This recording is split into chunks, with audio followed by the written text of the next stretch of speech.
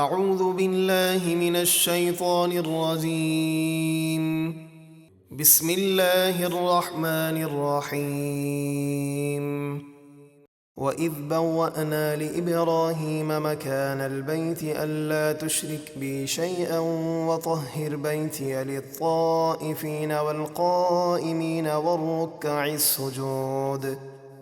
اور یاد کیجئے جب ہم نے ابراہیم کو بیت اللہ کی جگہ ٹھیک ٹھیک بتا دی۔ طوفان نوح میں خانہ کعبہ کی عمارت آسمانوں پر اٹھا لی گئی تھی۔ پھر ابراہیم علیہ السلام کے لیے اللہ تعالیٰ نے ایک ہوا بھیجی جس نے اس جگہ کو صاف کر دیا،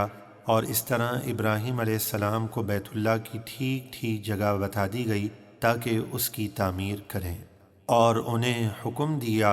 کہ کسی چیز کو میرا شریک نہ ٹھہرانا، اور طواف کرنے والوں اور اعتکاف کرنے والوں اور رکوع سجود کرنے والوں کے لیے میرا گھر پاک اور صاف رکھنا۔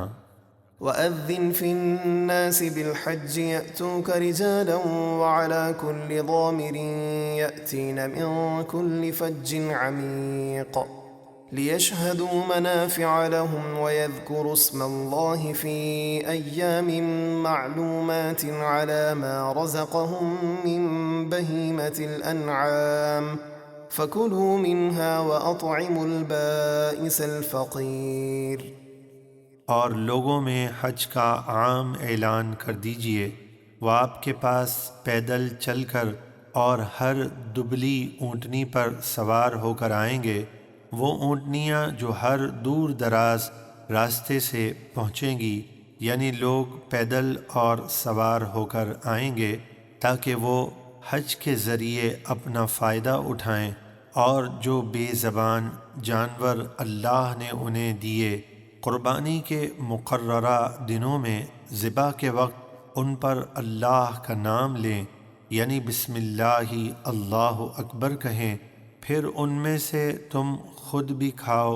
اور مصیبت زدہ محتاج کو بھی کھلاؤ۔ ثم ليقضوا تفثهم وليوفوا نذورهم وليطوفوا بالبيت العتيق۔ پھر وہ حاجی اپنا میل کچیل ناخن بال وغیرہ دور کریں اور اپنی جائز منتیں جو انہوں نے مانی ہو پوری کریں، اور اس قدیم گھر کعبہ کا طواف کریں۔ ذلك ومن يعظم حرمات الله فهو خير له عند ربه وأحلت لكم الأنعام إلا ما يتلى عليكم فاجتنبوا الرجس من الأوثان واجتنبوا قول الزور۔ حکم یہی ہے، اور جو اللہ کی حرمتوں یعنی اس کے احکام اور محترم چیزوں جیسے بیت اللہ وغیرہ کی تعظیم کرے گا تو یہ تعظیم اس کے رب کے یہاں اس کے لیے بہتر ہے، اور تمہارے لیے بے زبان چوپائے حلال کیے گئے سوائے ان کے جن کی ممانعت تم پر قرآن میں پڑھی جاتی ہے، تو تم بتوں کی گندگی سے دور رہو اور چھوٹی بات سے بچو۔ حنفاء لله غير مشركين به ومن يشرك بالله فكأنما خر من السماء فتخطفه الطير أو تهوي به الريح في مكان سهيق۔ صرف ایک اللہ کے ہو کر کسی کو اس کا شریک نہ کرو، اور جو کسی کو اللہ کا شریک کرے تو وہ ایسا ہے کہ گویا آسمان سے گرا، پھر مردار کھانے والے پرندے اسے اچک لے جاتے ہیں اور اس کی بوٹی بوٹی نوچ کر کھا جاتے ہیں، یا ہوا اسے کسی دور جگہ پھینک دیتی ہے،